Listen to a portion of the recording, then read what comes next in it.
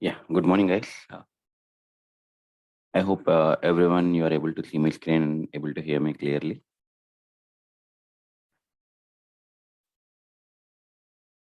Can someone confirm if you are able to hear me clearly and able to see my screen, please?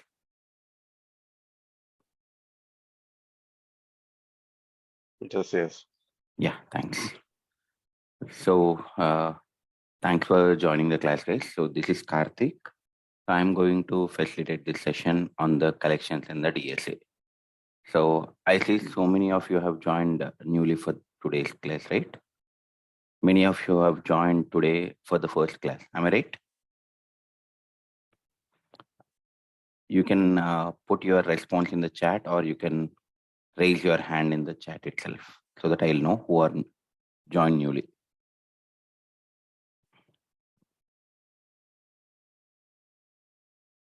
May I know who are all the people joined newly? Yeah. Yes. Thanks, Sarath. Any others?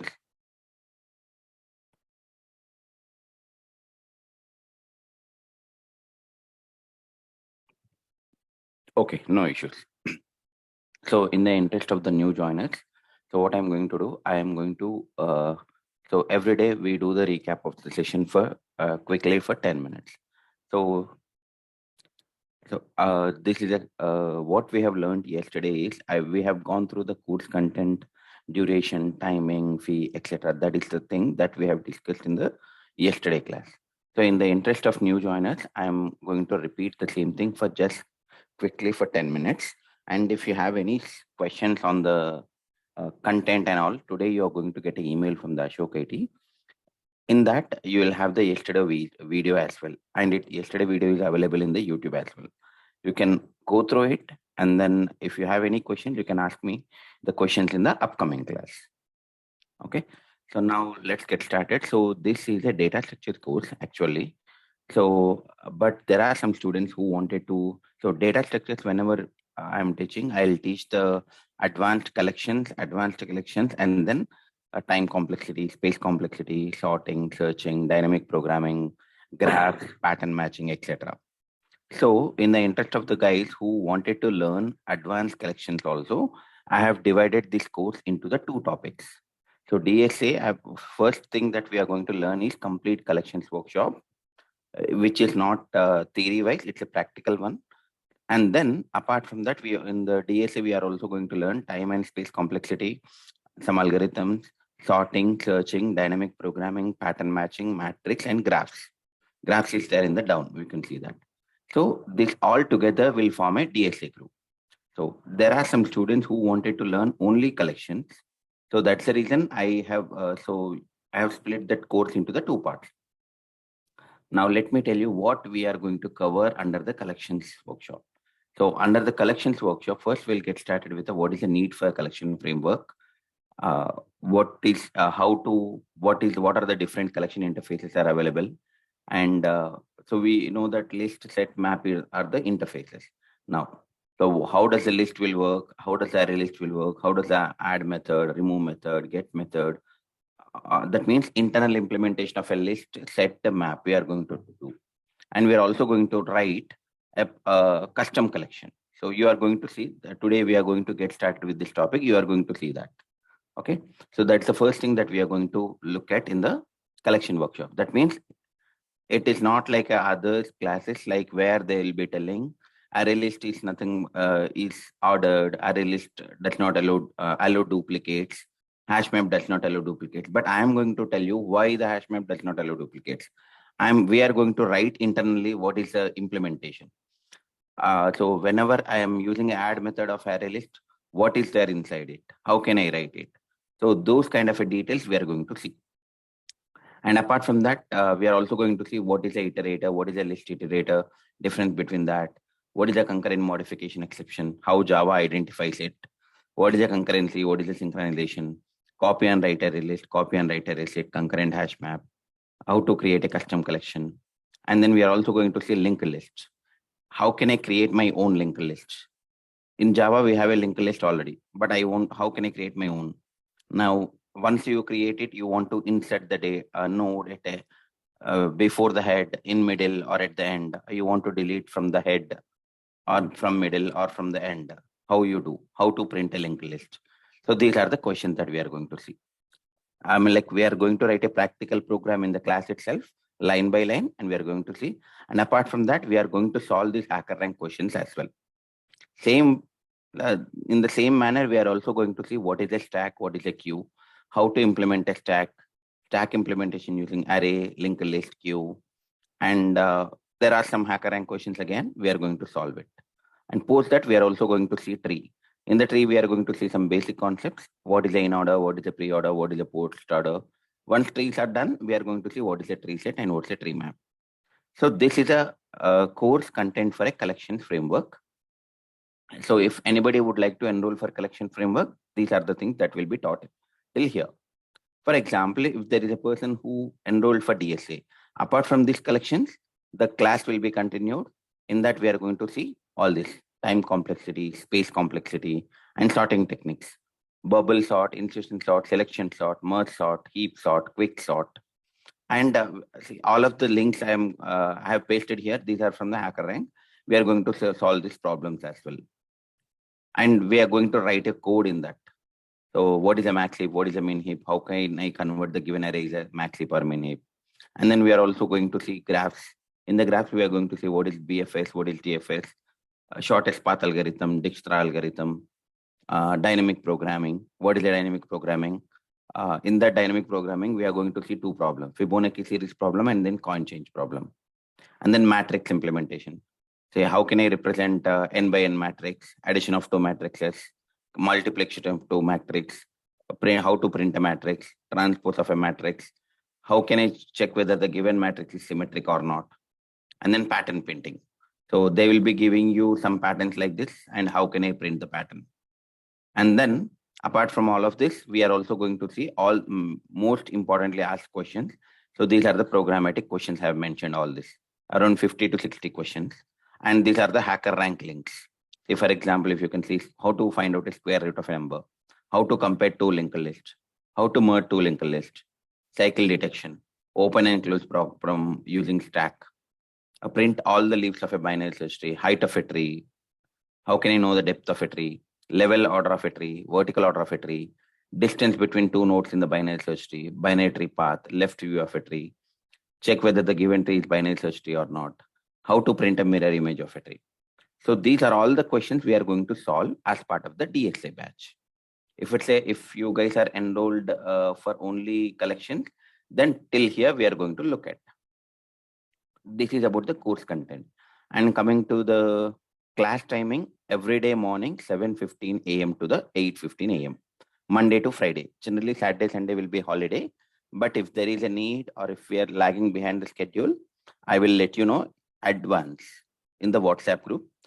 So whoever has enrolled for this course, there will be a WhatsApp group will be created. If there is any communication or you wanted to ask any question, the medium is WhatsApp group. You can ask the question in the class, or after the class is done, you got a question. You are not able to join the class. You can put that question in the WhatsApp. I'm going to answer it. And if there is any announcement, if the class is there or not, or are we having a class on Saturday, etc., I'm going to provide you the information ahead of the time in the WhatsApp group.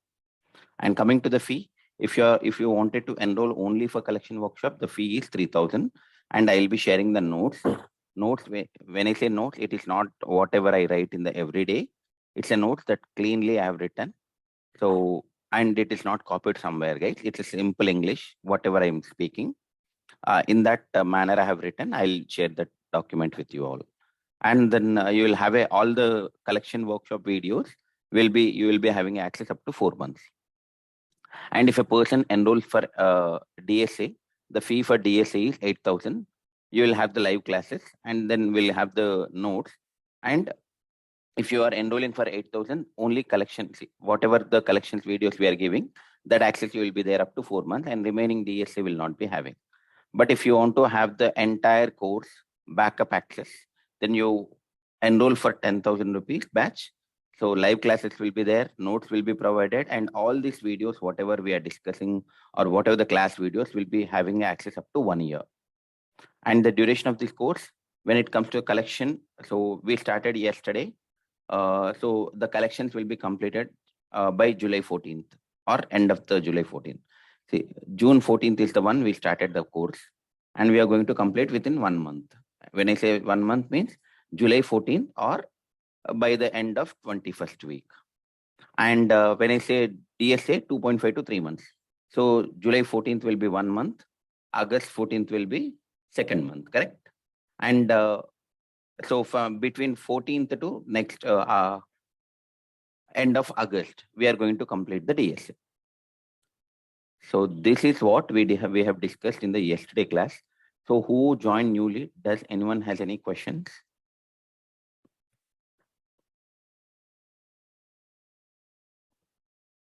Does anyone has any questions? Sharath, you have joined new. Does it understood?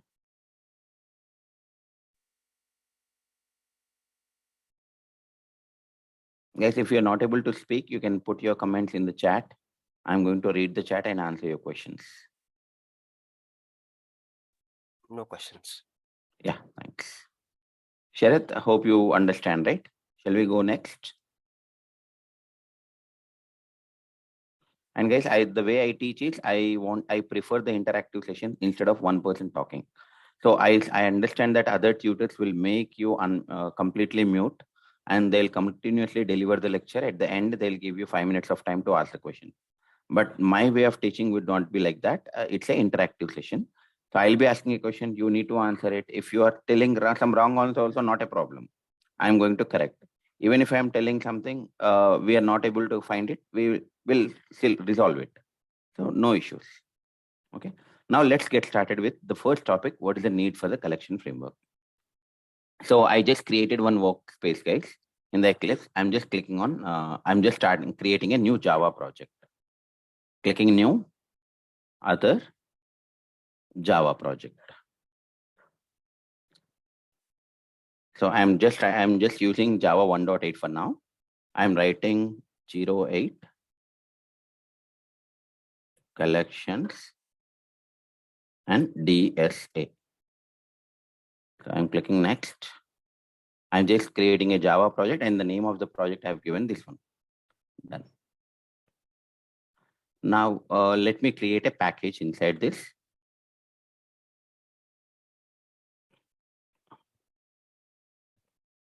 com.ashokit.introduction. You know that package name should be all small letters only, correct? So no to okay. So there is a spelling mistake. Introduction. Yeah, fine. Let me create a class.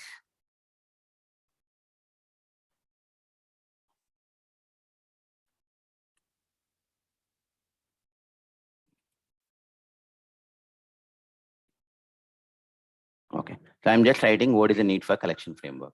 Okay. So the class name I have kept it need for collection framework.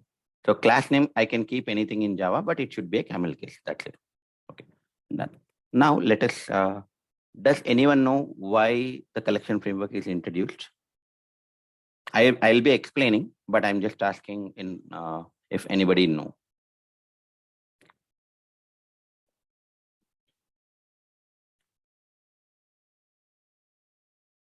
Okay, fine. So if you do not know, that's fine. Or can someone tell me how to initialize, how to create an array in Java?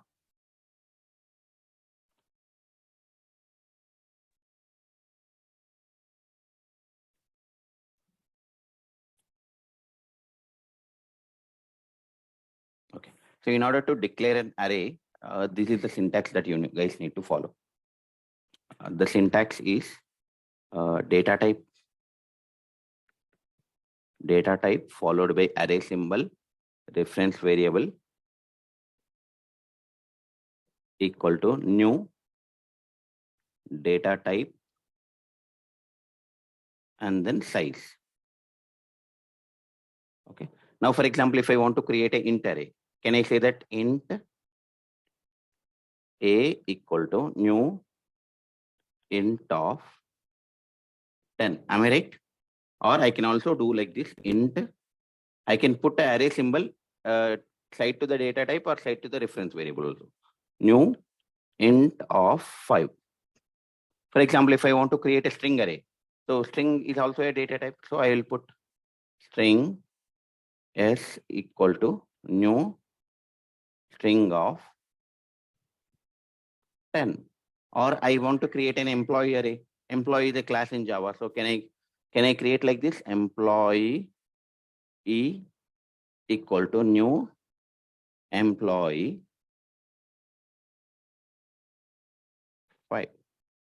Can I say this is the way to create an array in Java? Am I right, guys? Yes, sir. Yeah. Now, so let's do this, guys. So guys, I want you guys to speak. Whoever is comfortable in speaking, please raise your please, whenever I ask a question, please unmute yourself and speak. Because if you are interactive, then you don't need to study much. Correct? See, whenever you are attending anything, just pay the attention. You don't need to do the extra hard work. Okay. Now let us quickly create it. I am creating a main method. Now, int a equal to new int of, let me create 5. Now, so whenever I create an array like this, so when I create an array, what is the need for array first of all? When I say int I equal to 10, I want to see, can I keep for I variable, can I keep two values, 10, 20? Yes, sir. No, I want to assign, can I do like this, int I equal to 10, 20? Two values at a time? No. Only one value, correct? Yes, sir. So in Java, whenever you're creating a variable, you can assign only one value, correct? Yes, sir. But I want I to store multiple values. And those multiple values are of same type. That means I want to store in the I want to store 10, 20. Or I will create another variable called int j equal to 10, 20, 30. Is it possible? No. That means the drawback of a variable is using a variable, you can have only one value. But if I want to store multiple values under one variable name, then how can I do? That's where the array comes into the picture. So what is the meaning of an array? So if I create an int array like this, if I create an int array, int I equal to new int of 5. What does it mean? I is a variable. So it is storing in that variable, how many values you can store? 5 values. Where these values will be stored, internally it will follow something kind of a structure like this. So 0, 1, 2, 3, 4. So array indexes, so these are called the indexes. Now if I say array indexes starts with 0 in the Java. Now, so earlier when I say int I equal to 10, that means I variable will have only one value. It cannot have more than one. But since you're creating an array, it can hold multiple values. Now, at 0th position, now the size of the array is 5. That means I can store 5 integer values. Now you have to tell you at which position what value you are storing. So what I will say, at 0th position I want to store 10. And one position I want to store 25.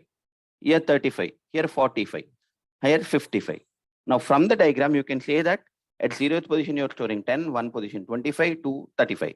So this is a diagrammatic approach. But if I have to write in the code, can I say I of 0 equal to 10, I of 1 equal to 25, I of 2 equal to 35, I of 3 equal to 45, I of 4 equal to 55, correct? So what does it mean?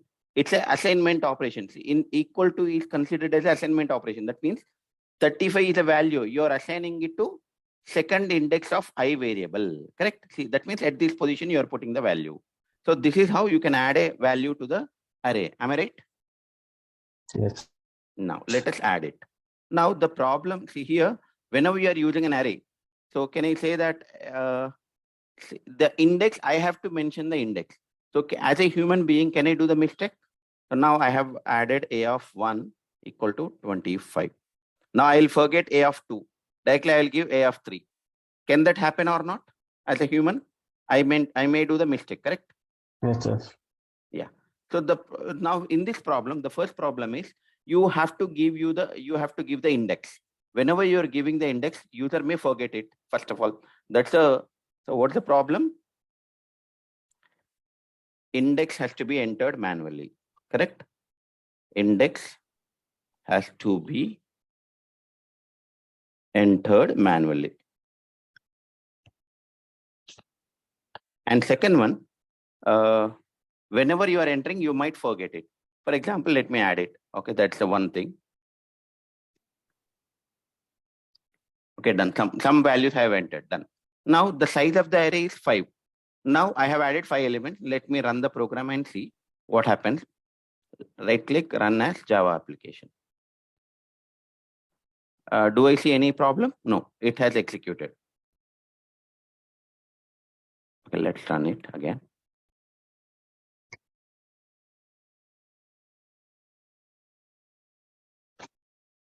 Okay. Now what I will do is, now instead of, so the size is 5. That means 5 elements I can enter. So what happens if I enter one more element, 6th element? When I say 6th element, why am I putting in an index as 5? Because we are starting with a 0. Now what happens from line number 14? Can someone tell me? Array index bound of it. Yeah. So that means the drawback of an array is you can store the data till whatever the size, correct? If the Yes. size is, if you are trying to insert the data beyond the size, then what happens? We will get an exception saying that array index out of bound exception. That means, what does the array index out of bound exception means is the array size is, you have declared the array size as 5, but you are trying to add a 6th element. Do you have a place? No. No. So that means, if for example in a class, so there is a room which hold 30 people. Can I put 40 people in that? No, right? The same, as simple as that. Now, if the size is 5, you can enter the value still 5. But here, what I'm trying to do, I'm trying to enter the 6th value. Is it allowing? No. That means it cannot grow, correct? It cannot grow dynamically. So whatever the array that we have declared, the problem with the array is it cannot grow dynamically. Now, see, for example, if I'm using this in my real-time project, for example, so employees. Can someone tell me, in a company, does the employees the number of employees is static or dynamic? That means the number is going to change. It's dynamic, correct? So that means some people might leave the organization, some people may there in the organization. So new people will be added. Now, for example, I want to get all the employee data from the database. Now I will query the database, and whenever I'm querying, so if I'm using this array as 100, now will this work? If the new employees are getting added, will this line number 16, if I'm using, and from my database, if I'm getting 110 employees, can I store 110 employees in this array? No. No. Only till 100 I can store. And Remaining 10 I cannot store. In order to store it again, based on the query output, I have to modify every time, correct? Yes. The size I have to modify every time. So this is a problem with the array. Array cannot grow dynamically. So in order to overcome this problem, Java creators has created one framework called collections. So to overcome these problems,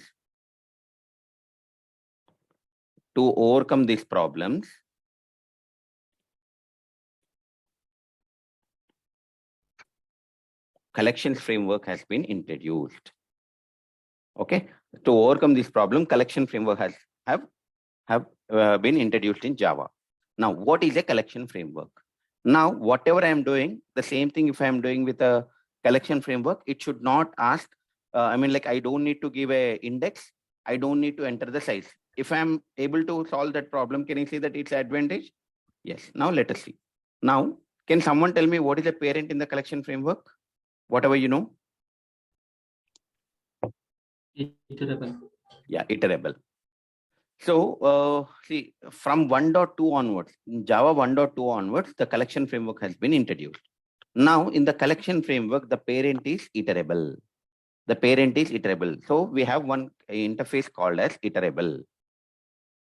So the collection hierarchy is, first we have a iterable, and from the iterable we have collections.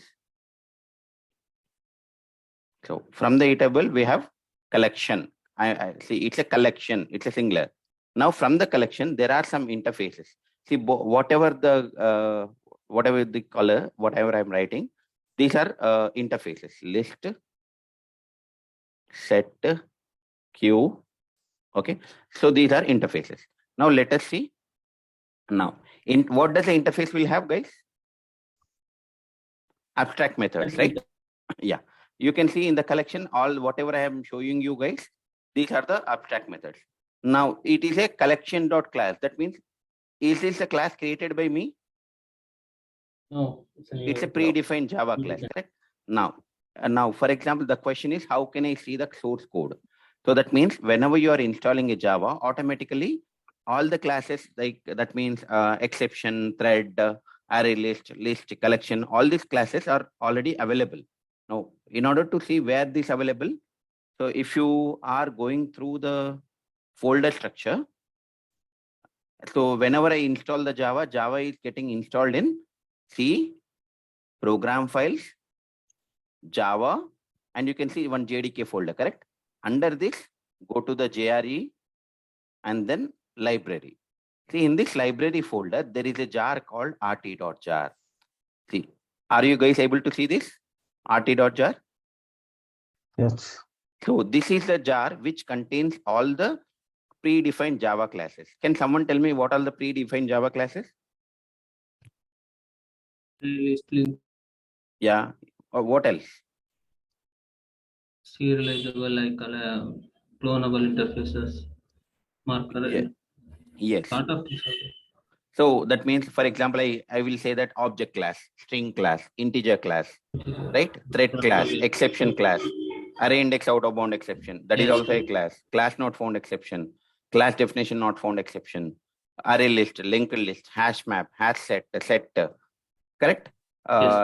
Driver manager, connection interface, all this. So all these classes are present, are called as a predefined Java classes. Now the question is, these predefined classes are not developed by us, correct? So those are created by the Java developers. Now the question is where those classes are available. Now, whenever you are downloading the Java, first, in order to learn the Java, you have to install the Java in your machine, right? Now, now the question comes here, how do I know whether the Java is installed in my machine or not? First thing, question. Is that the basic question or not, guys? Yes. How do I know whether the Java is installed in my machine? Java version. Java work. So go to the command prompt. For those who do not know, just go to the run command, enter cmd, and then type Java -version. Version. So if the Java is installed in your laptop, it will show you what version of Java is installed. See, in my laptop, Java 11 is, so it will show you, see, I have 8 and 11, but latest version will be taken. Now, if, for example, if the Java is not installed in your machine, it will show one error called as unrecognized command. Unrecognized command. If you are getting an error saying that unrecognized command, what does it mean?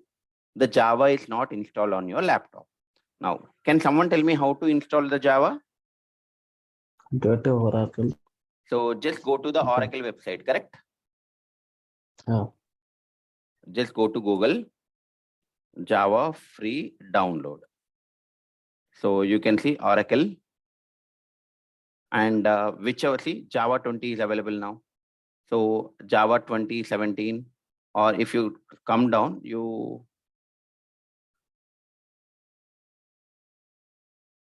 can see the others also. Let me.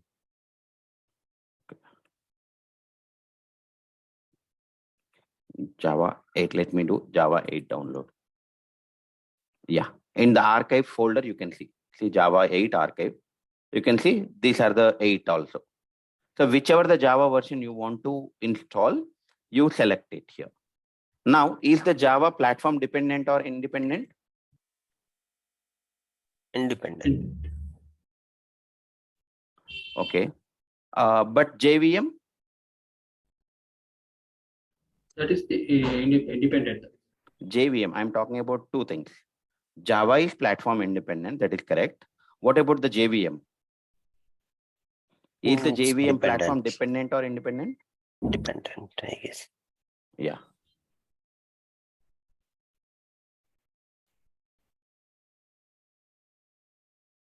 Okay. So how can I say that JVM is platform dependent? You can deploy the Java code on the any other version by taking the jar file. You can deploy another. Yeah. So whenever I say platform dependent means I need to have what operating system. I have to consider what operating system, correct? So now, so why the Java is called as a platform dependent? See, I'm going little bit in depth. The reason, there is a reason, you will get to know. Okay. Don't, guys who are already aware of this, don't think that these are, I'm just telling you the basics, but these are needed. Okay. Now, so whenever you are writing a .java file, after compilation, what happens? It will create a .class file, correct? Now, see, for example, I have written this .java file in Windows operating system. Okay. Now I have compiled that the .java file and I have generated a .class file.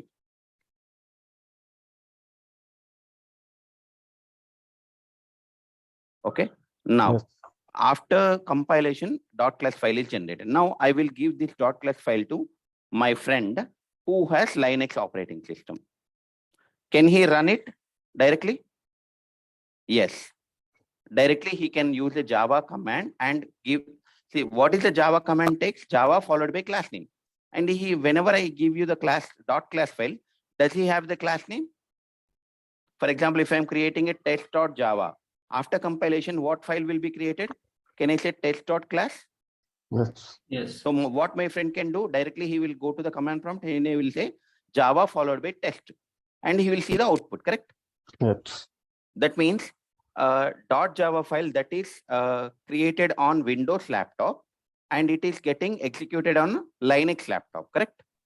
Mm. So that means different operating systems are there. Hence, Java is called as platform independent, correct? Mm. That means here we are talking about different operating system. Now, but whenever you are installing, see, that means whenever I'm trying to compile in Windows laptop and then run in Linux laptop, in both the laptops, you have to install Java. Am I right? See, for example, you Yes. want to watch a movie. So without VLC media player, can you watch the movie? Like, see, if you want to watch the movie, you need some player, right? Windows media player or VLC media player, etc. So that means you need to download some software. Am I right? The same Yeah. thing. If I'm working with Java, I have to install the Java. So when I'm working with Windows, I have to install the Java for Windows. Whenever I'm working with Linux, I have to install the Java for Linux version. And then only I can compile and I can run it. Am I right? Yes. So whenever you are installing, if you look at here, whenever you are installing, do you guys see, I want to install Java 8. Do you guys see the operating system?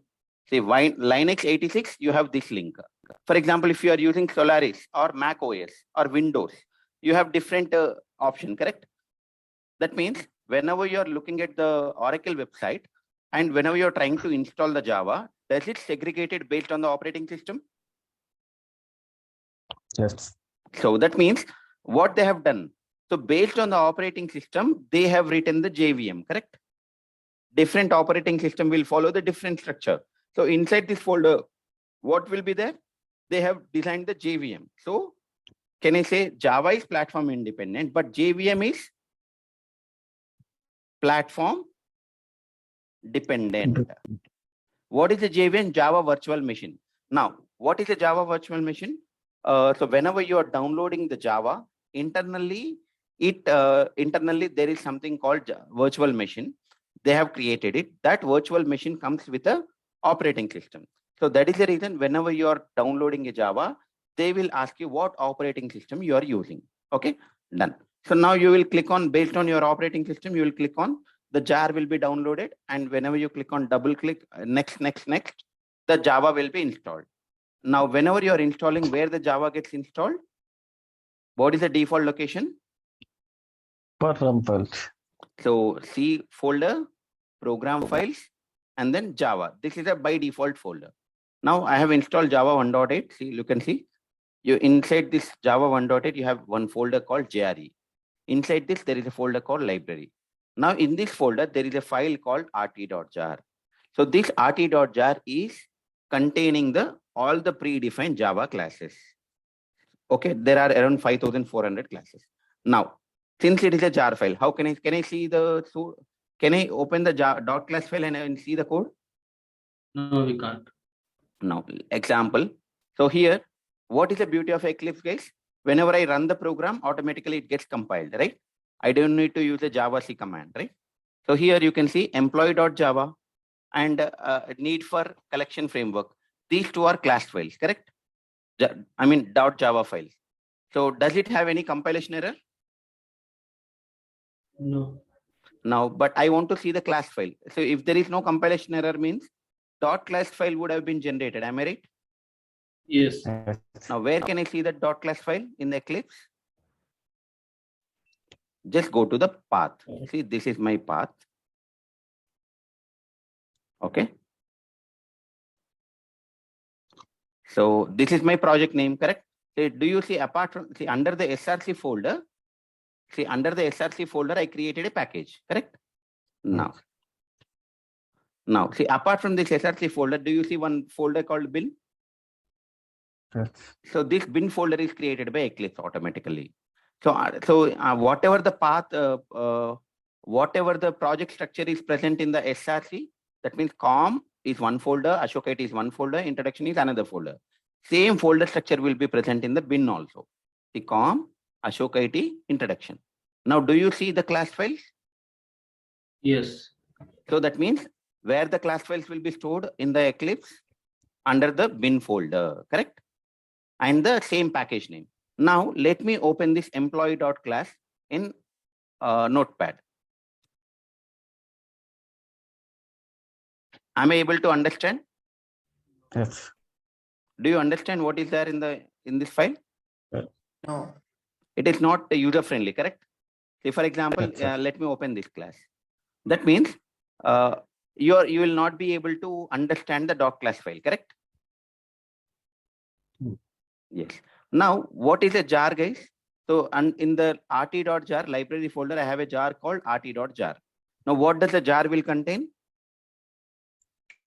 Class. Class files. It contains the group of class files only, correct? That's the basic. Yes.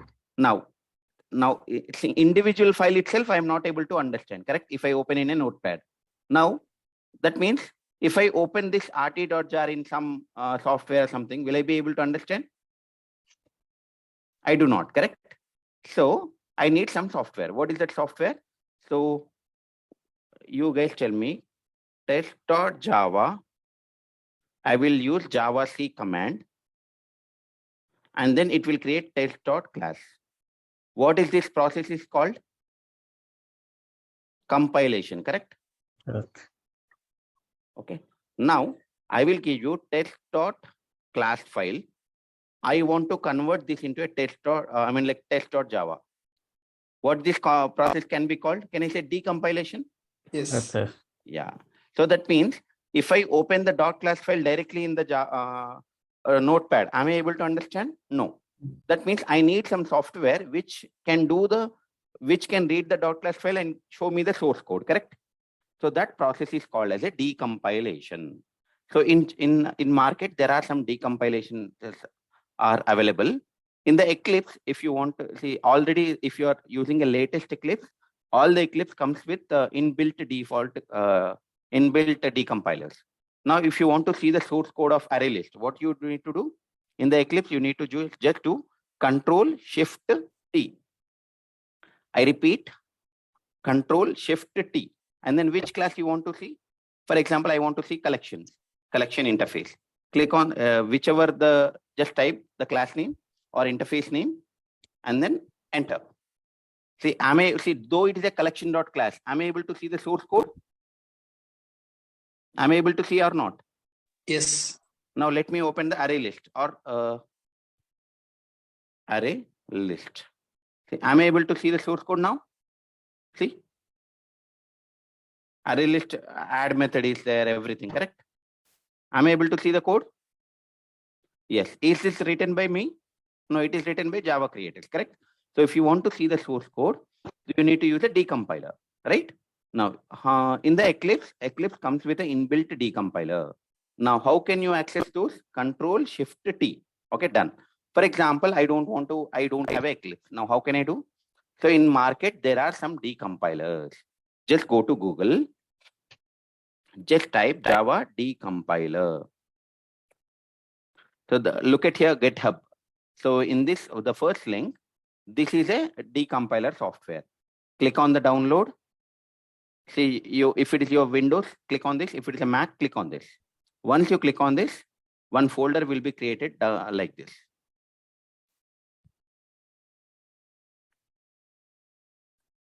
See, this is a folder that gets created, zip folder. Right click, 7-zip, unzip here, extract here. Okay. Then this folder will be created. Now, are you guys able to see one coffee cup symbol? Yes. Okay. So just double click on this. Okay. Now what you do? Now whatever the where the rt.jar is present, it is present in the Java folder, correct? Now just go to File, Open File. Now select the rt.jar. See, JDK, JRE, library, rt.jar. Done. Now, which class we wanted to see, guys? You tell me. Java.lang package. Do you want to see character wrapper class?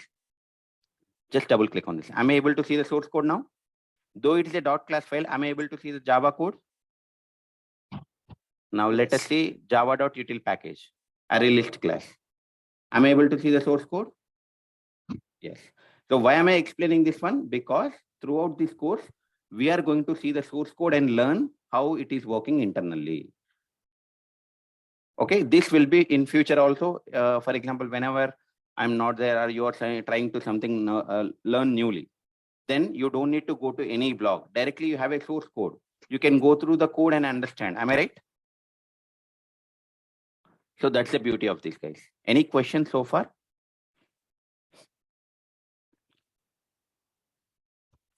Does anyone has any questions so far, guys? No. Okay. Now, do you guys already know this or is it something new, guys, for you?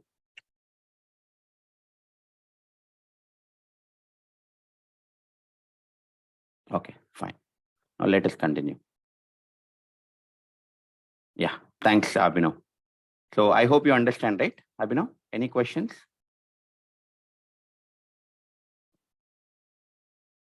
Yeah, now let's understand why did I bring this topic. Now, so now in order to see the source code, every time we don't go to the decompiler because in Eclipse itself we can do. Now I will open the list interface.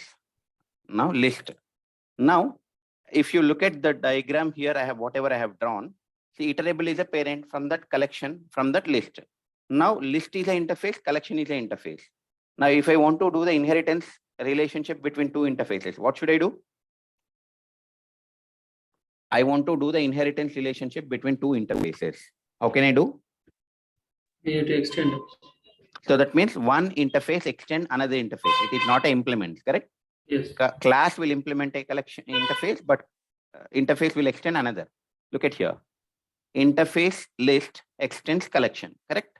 Now, so collection extends iterable. Now, done. Now, there is a interface called list. Inside this list, since it is an interface, these are all the abstract methods. Okay. Now, let us see if now the problem with the array is I have to provide the index and beyond the size I cannot add. Now, in order to overcome this problem, the Java creators has created a collection framework, and one of the collection framework is list interface. Now let us create a class and see implement a list interface, and we are able to solve the problem or not.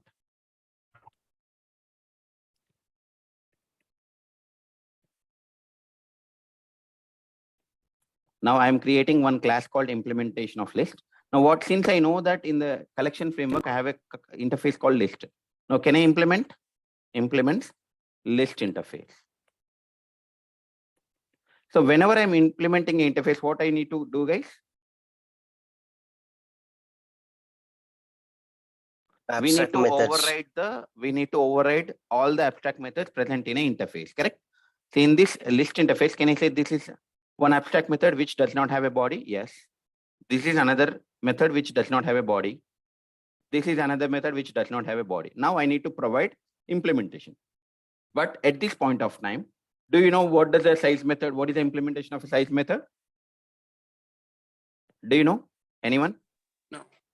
We do not know what I should see. Whenever I'm overriding means what I will say, I will write a method and then I have to write some code inside that method, right? So we can implement a list interface. The problem with that list interface is we do not know what is the implementation we need to write, right? So that is the reason Java creators have, first they created a interfaces. Then why they have created a classes called array, list and vector? Because whenever you are implementing this list interface, do you know the logic of all those interfaces, abstract methods? No. That's where to make it easy, under the list interface, they created a class called array list. They created another class called vector. We'll go all this. So that means now, since the Java creators has created a class called array list, now let us see whether the array list class is implementing interface or not, list interface or not. See, array list. If you look at the source code, array list implements list interface. Is it implementing? Now, whenever it is implementing, they should have, see, for a one, what is the sample method that we have seen? Size method. Can I say they should have overridden the size method and written the code? Yes. See, have they written the code? Yes. Now there is another method. Let us see what is isEmpty method. Let's copy this and see whether they have implemented. See, isEmpty method. So what happens if the one of the abstract method is not implemented in the class? The child class will become abstract, correct? Yeah.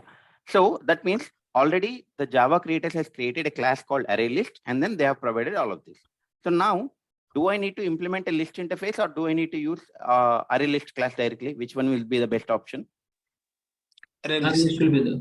Array list will be the best option. Now, so if someone is asking you, when you have a list interface, why are you going for array list class? Do you have the answer now? Yes, we have that, sir. We no need to override all the methods. Yeah. So see, even if you try to override at this point of time, you don't know the implementation, correct? So that's where the Java creators have created a predefined class called array list. Now let us create one more class, array list example. Now let's write main method and see in the, so now array list is a class in Java, correct? Now, what for a class, how can I create an object in Java? New. Class name, reference variable equal to new class name. Can you say this is the syntax? Yes. Now array list is a class, correct? Array list. Now don't mention any generics. We'll come to the generics later. See this greater than symbol, less than symbol, these are called generics. Okay. Array list, L equal to new array list. You don't mention any generics, no compilation issue. Now can you say I have created an array list object? Yes. Now in this array list class, there is one method called add. So do you see one method called add? What does this method is taking? One argument. And it is an instance method. In order, how can I call the instance method in Java? Creating an object for that. Creating an object, correct? Now, say I already have an object. Now, can I call add method L.add? Let me add 10.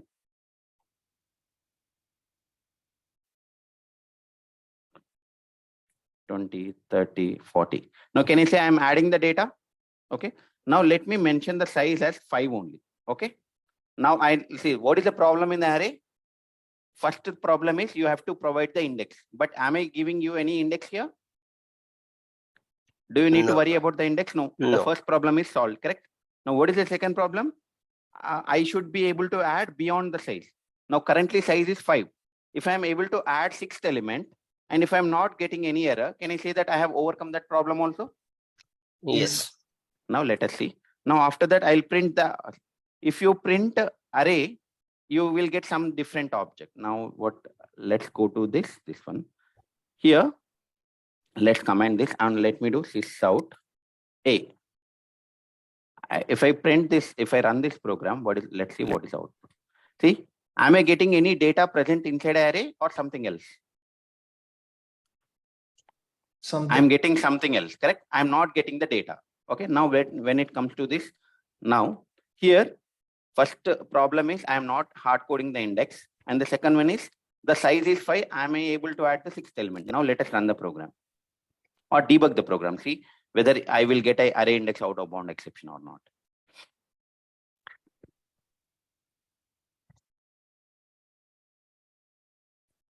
See, 6th element, I am adding the 6th element. Am I getting any array index out of bound exception? No. No. That means, see, here the size of the array is 5. But am I able to add 6 elements? Yes. So whenever I'm printing array, see, I am printing array list object. I'm getting a data. But whenever I'm printing an array object, so here, can I say that this is an array object only? Whenever I'm printing array object, I'm not getting a data. But whenever I'm printing a array list object, I'm getting a data. I'll cover this example. I'll cover this why. But can I say what are the drawbacks of array? Did I overcome with a collection framework? You need to hard code size. You don't need to hard code. Even see by default, what is the size, guys? Array list. Whatever you learned from the Java basics, 10, correct? Here, Yes. if you don't mention the size also, you don't. It will work. See. Let me add all these items again. By default, what is the capacity of array list? 10. But how many elements have 10. added? More than 10, correct? 12. Now added. Yes. Now, is it allowing? No. Yes, So it will now work. the same thing, if I am using for the instead of employees, instead of using an array, if I'm using array list object to store the employee object, then will I get a, do I need to modify the size if the number of employees grows in future? Not required, right? So that's the beauty of a collection framework. So the need for a collection framework is so it should grow dynamically and you don't need to hard code the index. Now the first thing that we are going to study here is what is the internal data structure. So what is, see, when using an array list, what are you doing? Can I say you're storing the data, correct? See, whenever I say int I equal to 10,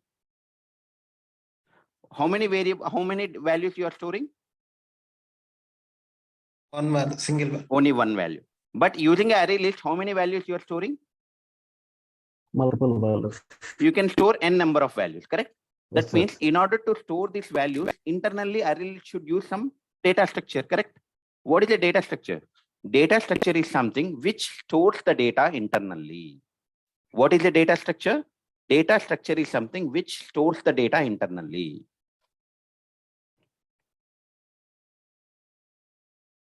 Now, okay.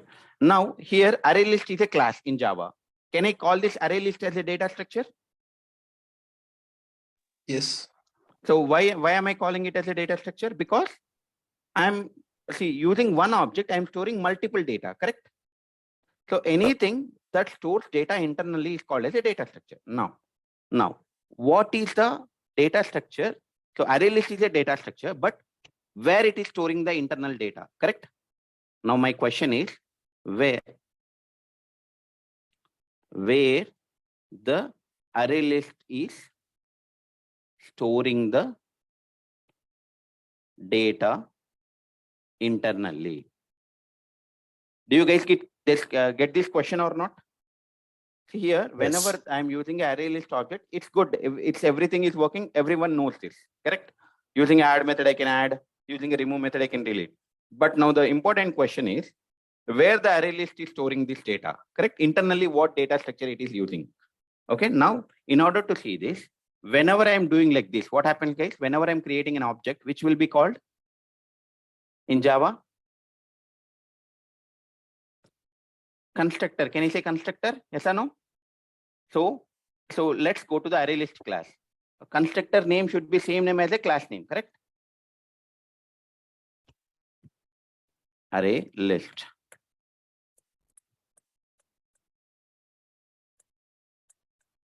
So can I say this is one constructor which does not have a return type? Can I say this is another constructor which does not have a return type? This is another constructor which does not have a return type, correct? So constructor is something which will not have a return type, same name as a class name. Now here I am passing one argument. If I pass one argument, can I say this constructor will be invoked? Yes. Now here, what am I passing here? Initial capacity as 5, correct? For example. Okay, now. So now this, can I say this if condition is 5 greater than 0? Yes. Yes. Then this will be invoked. Now, can you guys tell me how does this look like? How does this data, see, this dot element data equal to new object followed by some open bracket, close bracket. Now let us see what is the element data. Object array. Now, how does it look like, guys? See, in the initial class, what is the syntax to create an array? If I want to create an employee array, employee E equal to new employee. For example, if I want to create an object array, now can I write object class name obj equal to new object and size, correct? Yes or no? Yes. Now, if you look at carefully, see here what object array and what is the variable name here? Element data. Now this element data getting initialized in this constructor, correct? That means here new object array. That means what is this, guys? Can I say it's an array initialization only? Yes. But what kind of an array they are using? Are they using an int array? Are they using a string array? Are they using an employee array? Are they using an object array? Object array. So now what is the internal data structure of array list? Where the object array, correct? So that means whenever you are using an add method, internally where the data is getting stored? In the array only, correct? But what array? Object array. Why they have created object array? Why not int array? All of those questions we are going to see in the tomorrow class. So sorry guys, it was delayed. I just wanted to, I did not cut short because we are in the middle. But does anyone has any questions so far? No. Does it understood, guys? Yes. Yes. So today you are going to get an email from the Ashok IT. So in that, yesterday video and today video will be there. And how, if you are interested, how to enroll that, where you have to do the payment, etc. That details will be there, guys. Okay. Don't worry. We have the demo classes till Tuesday. Okay. Tomorrow also we have the class and then we'll continue from here. Whatever we left out, tomorrow first 10 minutes, we'll do the recap and then we'll go to the new topic. Now we know the array list internal data structure. Now tomorrow we are going to see how does the add method will work, how does the remove method will work, etc. Okay. Okay. Yeah. So if no question, that's all, guys. If any of your friends are interested, I request you to please refer them. Okay, sir. Yeah. So I hope you guys learned something new today. Yes, sir. Yeah. So if no question, that's all, guys. Thank you all. Thanks for joining. We'll see tomorrow. Okay. Okay. Okay. Bye. Yeah.